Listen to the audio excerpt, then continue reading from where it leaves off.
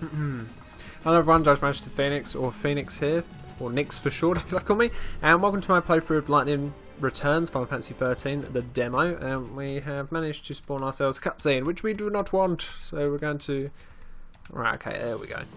And we're going to start off the demo, so this is just some sort of, you know, for Twitter if you really want to post your scores. And we're going to jump into, instantly, a cutscene. A pre-rendered cutscene, which Square Enix are very, very famous for. I think the one thing that people take away from these games mostly is the fact that they're pretty cutscenes. And that's the problem with Square Enix, in my opinion, and the Final Fantasy games. They focus way too much on the cutscenes, and the cutscenes end up drowning, as it were, the gameplay. Because if you look at Final Fantasy 13, the amount of cutscenes in there outweighed the gameplay overall. And this demo is no stranger to that.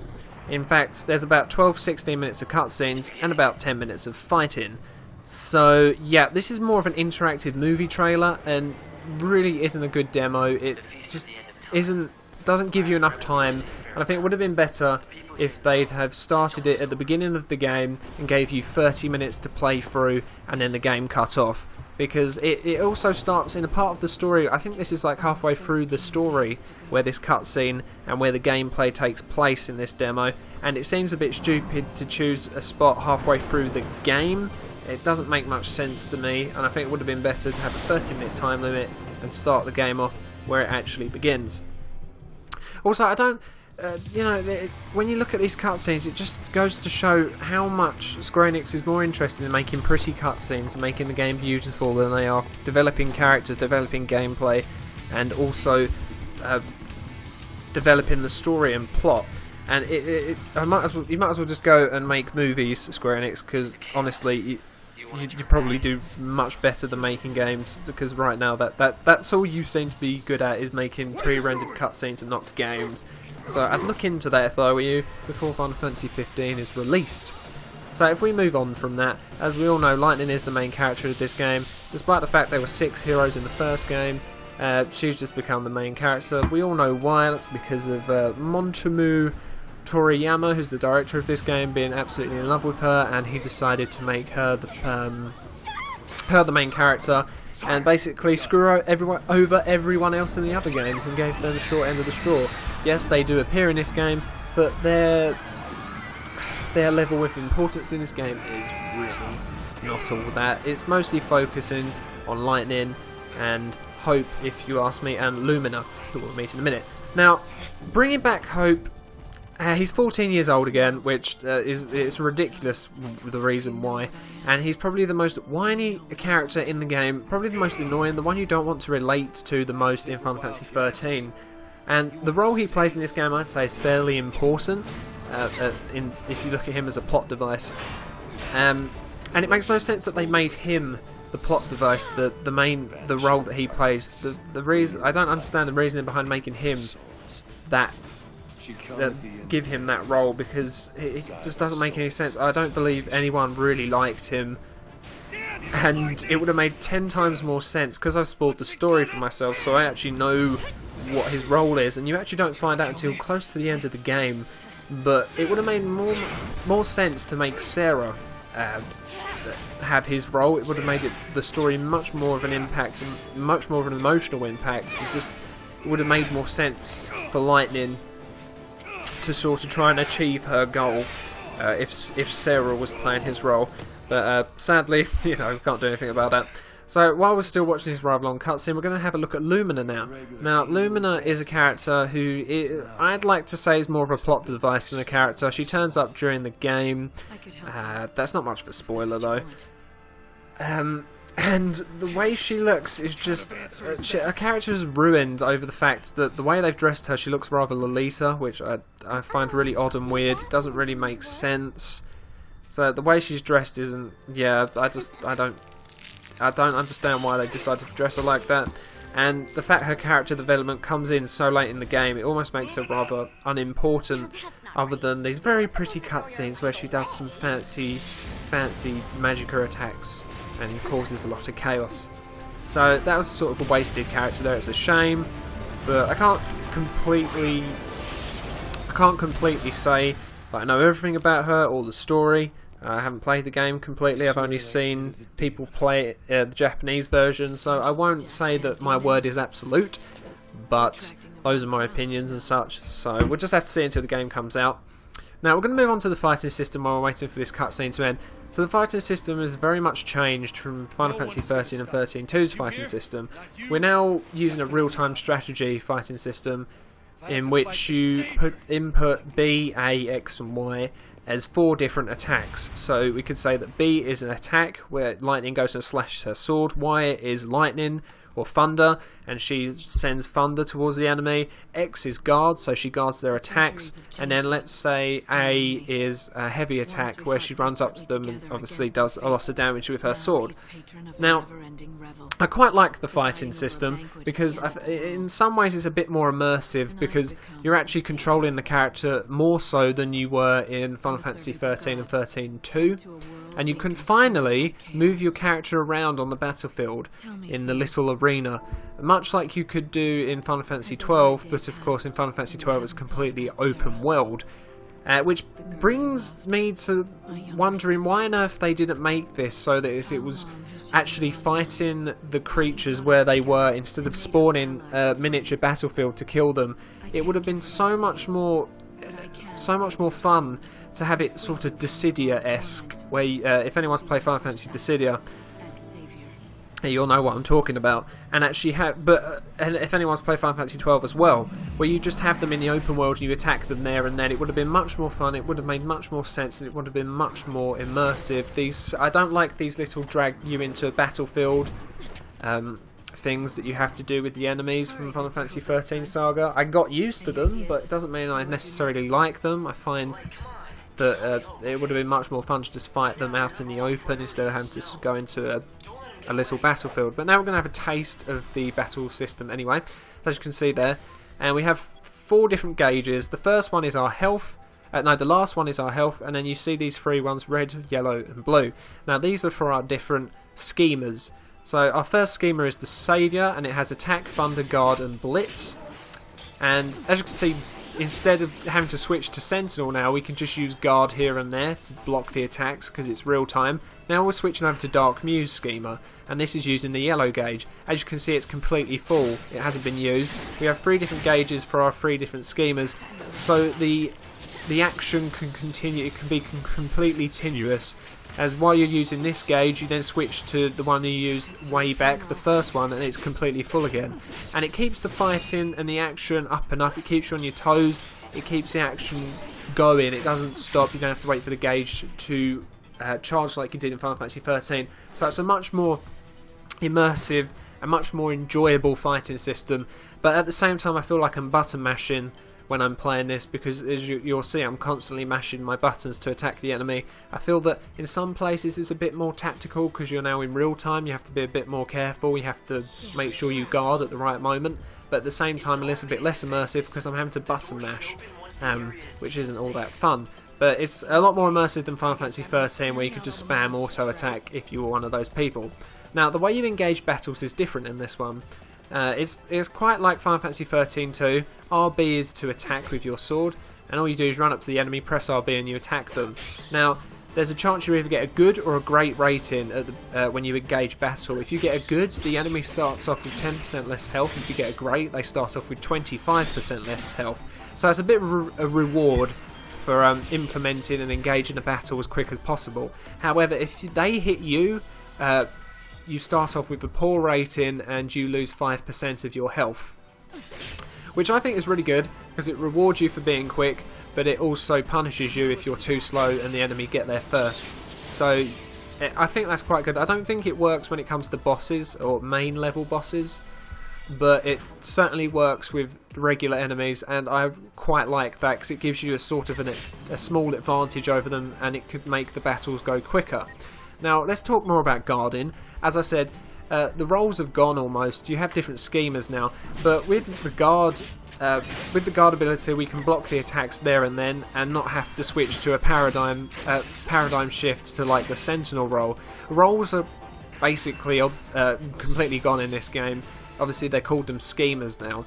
And we'll actually get to have a look at the schemas and the way you customise them next, which is pretty good. So we're just going to skip that now and move on to the customisation.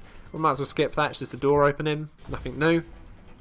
Okay, so now we get to customise our schemas and have our first look. So the customisation is really, I think is quite good, quite diverse. You get a lot of different customisations.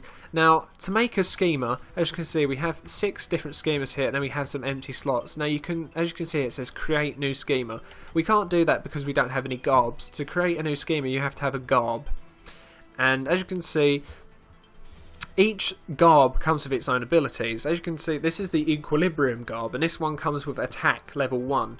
If we move down to the black mage garb, this black mage garb comes with rapid fire and quick freeze. So it's quite nice that each piece of clothing focuses on different things, and focuses on, like, one focuses on strength, one focuses on magic, and it also comes with its own different abilities. So it makes each garb unique, which I quite like, and it also complements certain ways of attacking enemies. Now, each garb also has its own weapons. So as you can see here, we're going to move to the Werven Lance, because this is going to be my strength class, my strength schema, and it gives me strength 222 and 15% stagger power. If we move to the shields, we can change the shield to, we're going to change it to the Dragoon Gauntlet, and this gives us a strength of 100 and a guard's defense of 50, which is really good because that means in my strength class I've now got 520 strength, which means I can do a lot of damage when when I've staggered the enemy. But we'll get back to staggering later.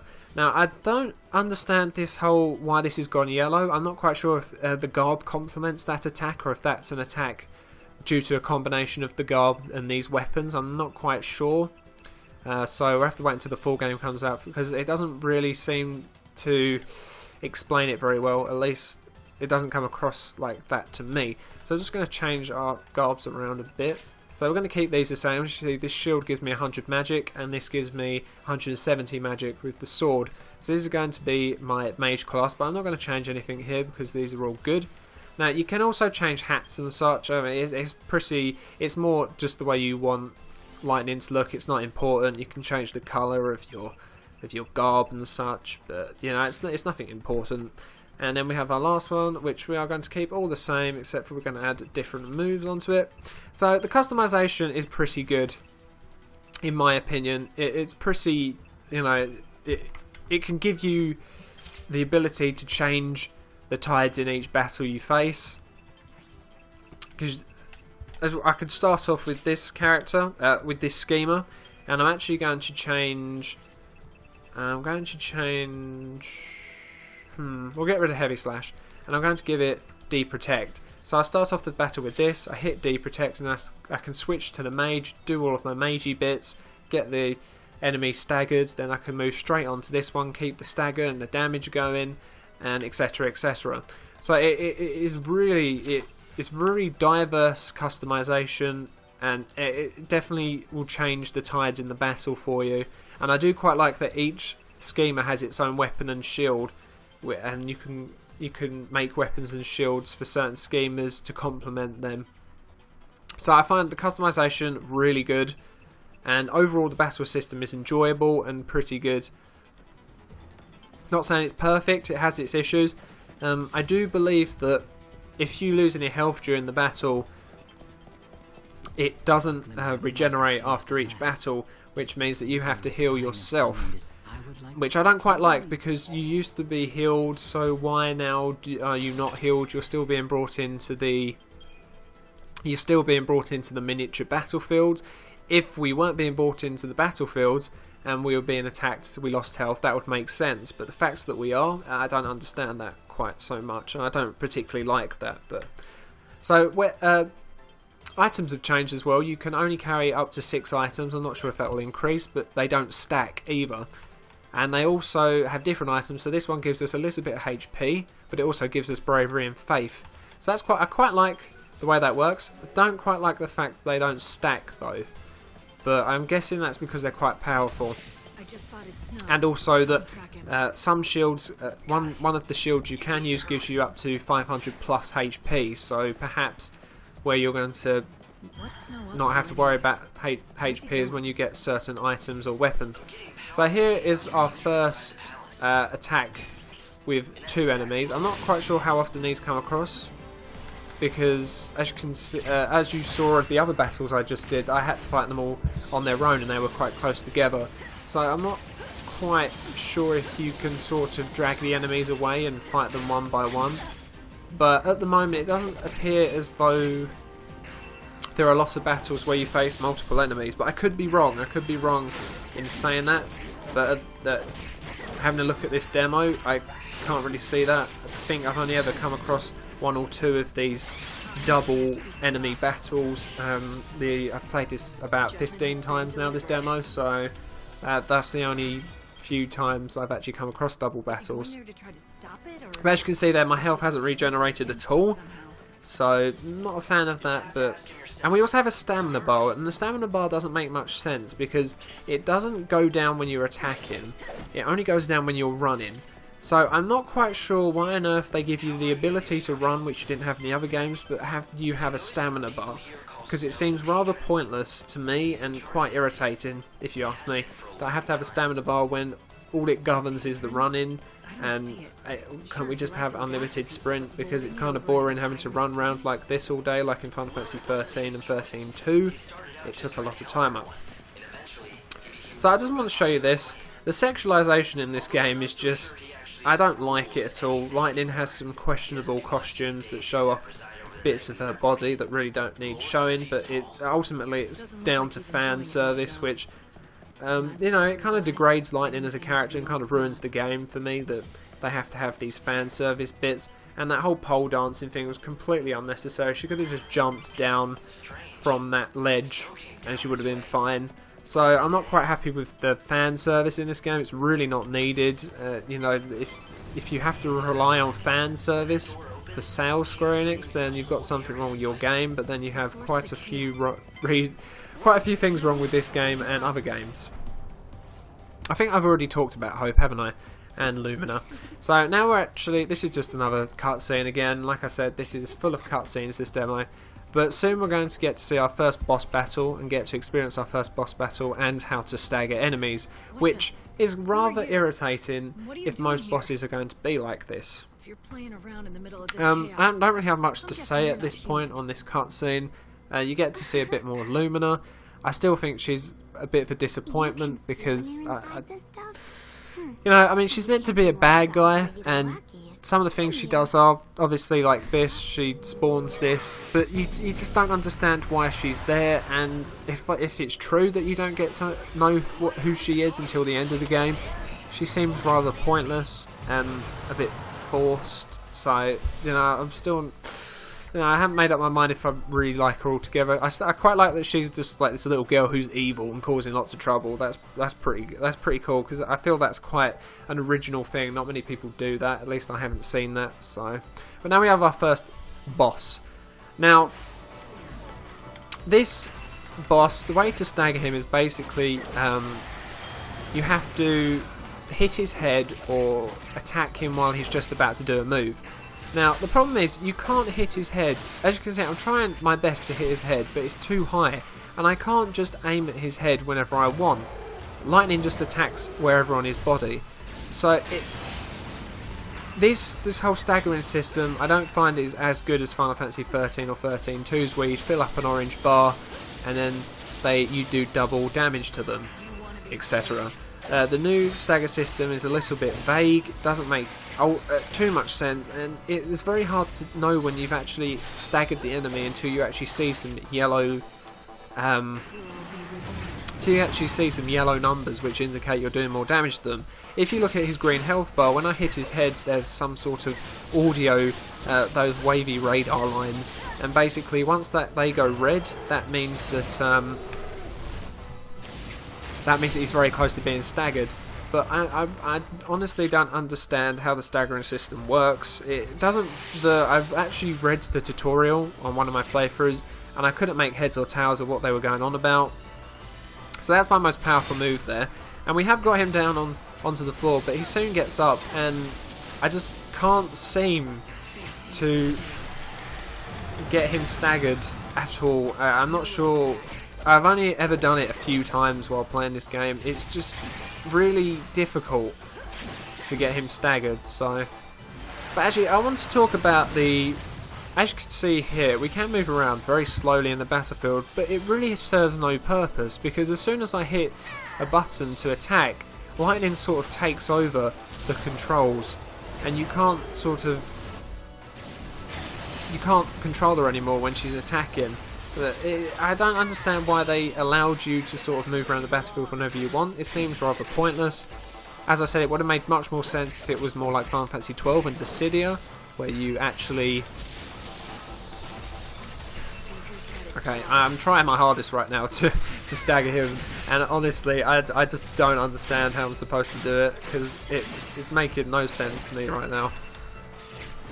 So apparently if you hit him, because I've staggered him a few times and it gives you his stack of conditions on this menu, if you hit him while he's about to do his own attack, then you can stagger him, but I don't know. This is, honestly, it's very weird. So, there you go. Almost staggered him there. I just don't get how on earth I'm supposed to stagger him. It's very frustrating. And I've tried so many times. I've done this battle so many times now, and I've only a few times where I randomly staggered him. So I don't like the stagger system at all. And even guarding him doesn't help. And it makes for a very slow battle when you can't stagger. So, and clearly staggering is quite an important part of this game, but when it's this difficult to even implement a stagger, I mean, what were they thinking when they thought, yes, let's make his head one of the stagger points? They can't aim at his head, but... Oh, excuse me there, I had a bit of a voice crack there. But... Come on, lightning, stagger him! But I'm not sure if you can hear that, but I am literally just button mashing right now. So it's a bit of a shame it's button mashing. It's still more immersive to me, and it's certainly enjoyable. I'm certainly, you know, my eyes are glued to the TV. I can sort of keep with the action, unlike in Final Fantasy 13, where you could sit there, spam A, and read a book, and still manage to defeat the enemy because of auto attack. In this one, you can't really do that because if you don't block, then you do get quite a lot of damage put on you. Okay, right. Am I going to be able to stagger him? We're going to use time lock, and time lock basically slows the enemy getting up. So this is more so meant to be used when you stagger them, but I'm trying to stagger him while he's slowed down. It's not working. I'm not quite sure why. I'm going to end up killing him without staggering him, which is a shame because I did want to show it off, but there you go. I killed him without having to stagger him, which obviously caused the battle to be much longer, and my score's probably quite terrible. Yeah, I managed to get a 64,000 on this battle and 3 stars, but the staggering system is appalling to me. It's just a shame. And that was more so if you're obviously winning the full game. No, we don't need to read that. And another thing to mention is that this game's on a timer. You have 13 days and then the game ends, which I don't like because, yes, it gives it more replay value, but at the same time, you've got your game on the timer, which means I like to do everything in the game all at once, but you won't be able to do it in this because you're on a timer. You have to go back and play through the game again. I have no problem with that in some ways because obviously I'd love to... it's always good when a game, especially when it's one of my favourites, has a replayable factor where you can go and replay it again and you wouldn't be bored. But I don't... When you have a Final Fantasy game, an RPG, you want to sort of go around and collect everything in one playthrough. You want to be able to get everything and sort of really make your character OP. And sadly this game will lack that feature because you have to restart the game. The way you level up is you do mini quests, which is a little bit of a shame. They're almost like hunts, which is a bit of a shame to me because I prefer to grind. To me, it gives me more of that. It gives me more of a sort of a bit of I guess pride a bit because you know I've worked that hard to get up to that level, but sadly that is completely gone from this game. You use mini quests to get XP and that levels up to lightning. I don't like the way that has been implemented. It's a complete change from the platform and the system that Leveling Up worked on Final Fantasy 13 and 13-2, but can't change it, which is a shame. Overall, this is an okay to good demo. I enjoyed the gameplay. The cutscenes I could have done less with. If they'd have been more story orientated and sort of developed the characters a bit, okay. But to me, all I saw was some fancy pre-rendered cutscene and a couple of normal gameplay cutscenes, which don't particularly make sense because this is a part of the game. This is like halfway through the game's story when this takes place. So yeah, it's weird. And then at the end you get this rather weird trailer segment, and it makes me laugh out. There hasn't been much advertisement for this game other than YouTube and on Xbox. I haven't seen anything else for it unless I go looking. And that just goes to show how much faith Square Enix has in it. They don't really have much faith in this game doing well, so they're not wasting their money on advertising it. And it begs the question, why on earth, if you don't have much faith in this game, why on earth are you pushing it out right now? Why on earth develop it further until you feel, if you don't feel your game's going to do well, if you don't have much faith in it to put money into it, to advertise it, so people, so the message gets out there, so people that don't usually play games see it, or they only play games occasionally, they're not fans of the series. You're supposed to use advertisement to get the word out there, and the fact that they haven't spent any money clearly on advertisement is a real shame, because the only way you're probably going to see more of it is if you look on a gaming website. But the thing is, the average person who plays games, who doesn't look on gaming websites, just play games for fun, they're not going to know about this game because they won't go and look on those sites. But it just goes to show that this game is a cash cow to Square Enix. The Final Fantasy 13 saga has just been a cash cow. They've just been trying to get as much cash out of it as possible, and that's why I feel that they've become a very terrible game developer, and that they've, overall they've ruined the Final Fantasy 13 series, and their games are starting to degrade in quality, and they might as well just go and make pre-rendered cutscene movies because they probably make more money and more fans that way. But anyway, I hope you enjoyed this. I hope you enjoyed listening to my thoughts and opinions on this. If you have any different thoughts and opinions, or please just tell me your thoughts and opinions on the demo if you played it, or if you just based it all on watching this video and my opinions. I'd be quite happy to hear them and comment back to them. Thank you for watching. I hope you enjoyed this. Again, take care, have a great day, and